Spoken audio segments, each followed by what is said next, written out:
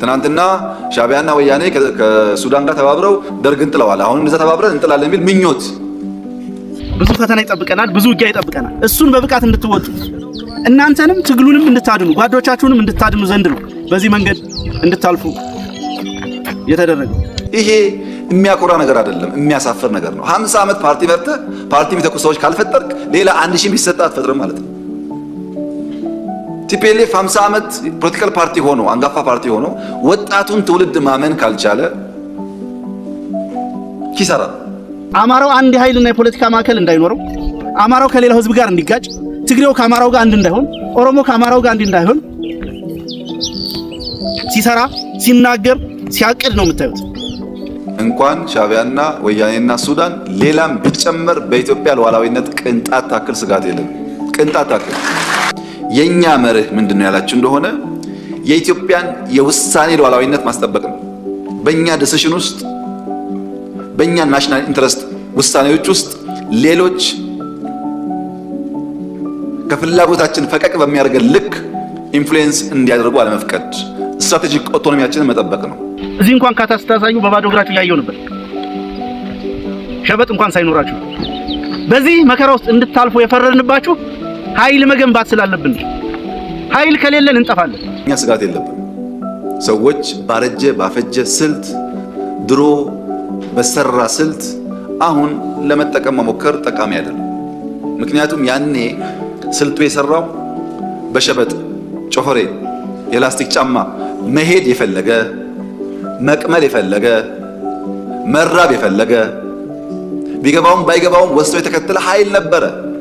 አሁን ግን 22 እና መገናኛ ህንፃ አስቀምጠህ እዛ በመቀመጥ አይሆንም ማለት ነው። አብይ ወድቋል። ሽኝቱ ነው፣ ቀብሩ ነው የቀረው። አብይ ወደቀው ወደ ንጹህ አማራ የተኮሰ ቀን።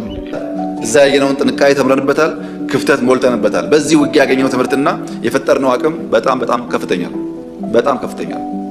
ትግራይ ጦርነት እንዲፈጠር ሰፊ ፍላጎት አለ። እምቢ ያልንበት ምክንያት ትርፍ የለውም ብለን አሁንም ለሰላም በራችን ክፍት ነው። ለንግግር በራችን ክፍት ነው። መወያየት የምንፈልገው ሰላም ማምጣት የምንፈልገው በቀላሉ ሸብረክ እንደማንል ይታወቃል። ለዚህ የምንከተለው መንገድ በእኛ ሳይድ 3 መ ብለን አስቀምጠናቸዋል።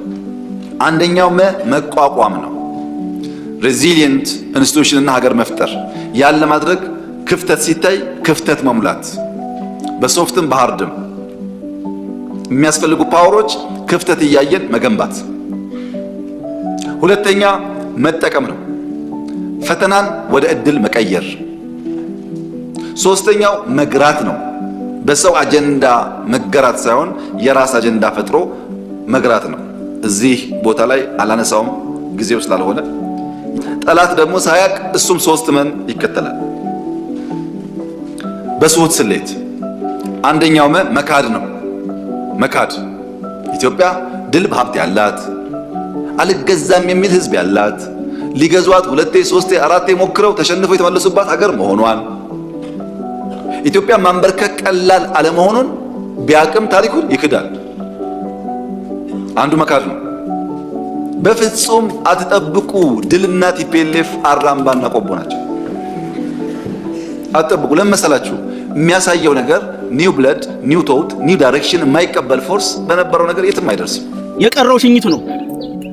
እንደናንተ አይነት አዲስ ጉልበት አፍላ ወጣት ፖለቲካ የታጠቀ ሐሳብ የታጠቀ ጠመንጃ የታጠቀ ሰራዊት በተከታታይነት በሚያደርገው ዘመቻ ሙሉ በሙሉ ሽኝቱ ይጠናቀቃል።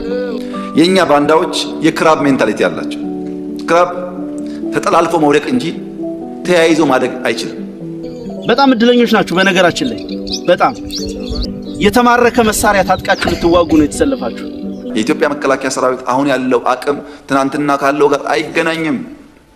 ግጭት ካለ ኪሳራው ጥፋቱ ብዙ ነው እና እባካችሁን በየትኛውም ቦታ ያላችሁ ሊቀመንበር ካልሆናችሁ ዓለም የለ ይመስላችሁ እናንተን ሊቀመንበር የሚባል እንሰጣችኋለን፣ ግን ሰላማችሁን ስጡን።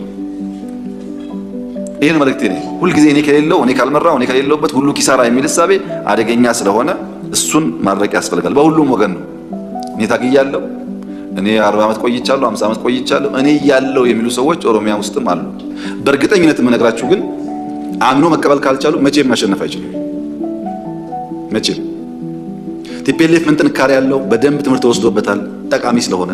ኦነግ ምን ጥንካሬ ያለው ትምህርት ተወስዶበታል፣ ምን ስንፍናና ድካም አላቸው፣ ትምህርት ተወስዶበታል። እነሱም በተረጋጋ መንፈስ ያንን መማር ያስፈልጋቸዋል። ተከብረው ጥሩ ወላጅ ጥሩ ሽማግሌ የሆነ መኖር ስለሚቻል ማለት ነው። አሁን በስተርጅና ብዙ አስፈላጊ አይደለም። የኢትዮጵያ ፖለቲካ ከእንግዲህ በኋላ አዛውንቶችን ለምክር እንጂ ለፖሊሲ መንጨት አትፈልግም። እውነቴን ነው፣ ምክር ብቻ ነው። ምክንያቱም ዓለም ተገለባብጣለችና አሁን ያለችውን ዓለም እናንተ ለመገንዘብ በጣም ከባድ ስለሆነ አልፎ አልፎ ምክር ሲያስፈልግ ከሁሉም ሽማግሌዎች መስማት ጥሩ ነው። ማክበር ጥሩ ነው። ሲታመሙ ማሳከም ጥሩ ነው። ከሞቱም በክብር መቅበር ጥሩ ነው። ከዛ አልፎ ግን ፖሊሲ እንዲያመነጩ እኔም አልጠብቅም። ከኔና ከኔ በላይ ያላችሁም እርማችሁን አውጡ። ጊዜው እያለፈ ነው። ደብረጽዮንና ታደሰ ወይም ጻድቃን እምብዛም አይለያዩም፣ አብረው ነበሩ። አንደኛው ጥሩ ሌላው መጥፎ ሊሆን አይችልም። ግን እየወደቅ ስትሄድ ልክ እንደ ውሃ ነው። እየወረቅ ስትሄድ መሽተት ይጀምራል። ማራከስ ከጎን ይጀምራል። የግራር ዛፍ መንቀዋሉን አትዩ፣ የጠለቀ ስራ አለው። ስራችን መጥለቅ አለበት። እሳቢያችን መጥለቅ አለበት። ሁለተኛው ከፍ ብሎ መብቀል ነው። ትናንሽ ያረጁ እሳቢዎች ከጉዟችን እንዳያደናቅፉን ከፍ ብለን መብቀል አለብን። አልፎ አልፎ ደግሞ ግራር ኢነሚ ሲያይ ጠላት ሲያይ እሾሃማ የሆነ ቅጠል ያበቅላል። ራስን ለመከላከል የሚያስችል ቁመና መፍጠር ያስፈልጋል።